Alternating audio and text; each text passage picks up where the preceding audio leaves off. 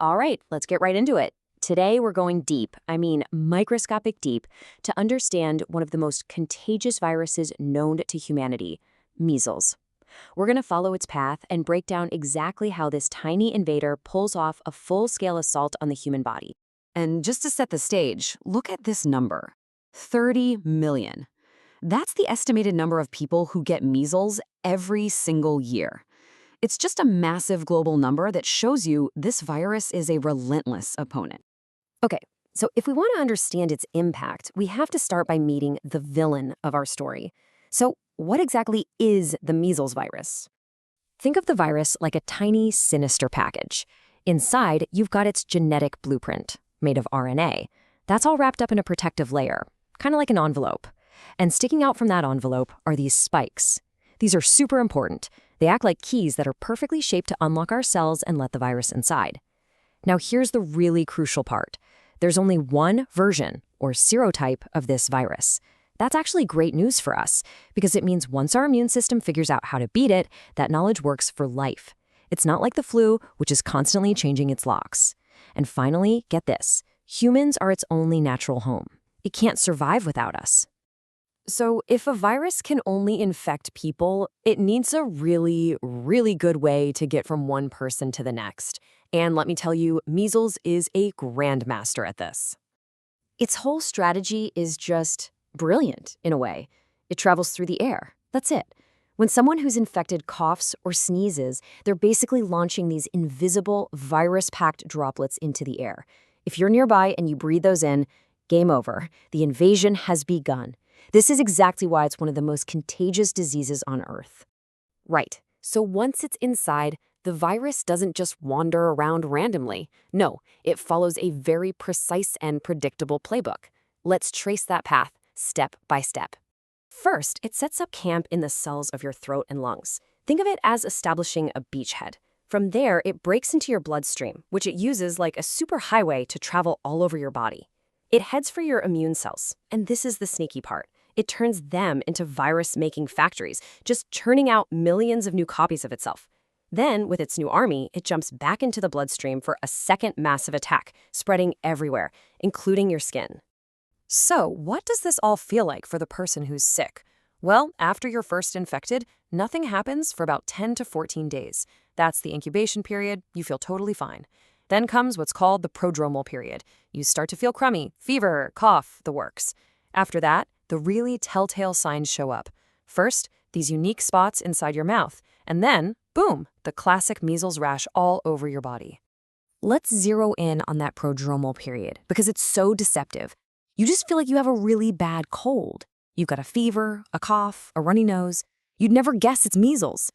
But here's the thing. During this whole time, you are incredibly contagious. You're spreading the virus to everyone around you, and you don't even know it yet. Another one of those early bad cold symptoms is conjunctivitis. You've probably heard of it as pink eye. It's an inflammation that makes your eyes all red and watery and often really sensitive to bright light.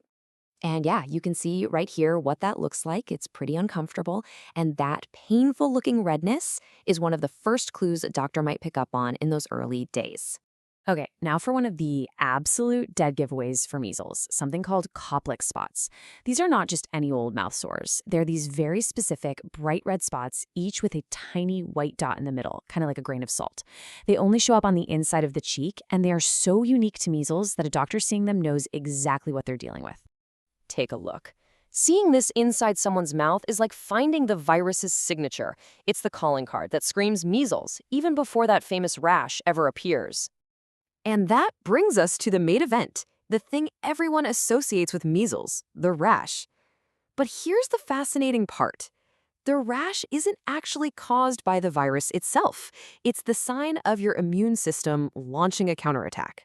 It's your body's T cells going to war, attacking the skin cells that the virus has invaded. And as you can see, it's an all-out war. The rash starts on the face and then just works its way down, covering most of the body. Here's something interesting, though. Once this rash appears, the person usually isn't contagious anymore. The battle has shifted from spreading the virus externally to clearing it internally. Now, even though the rash looks dramatic, the real danger of measles isn't the spots.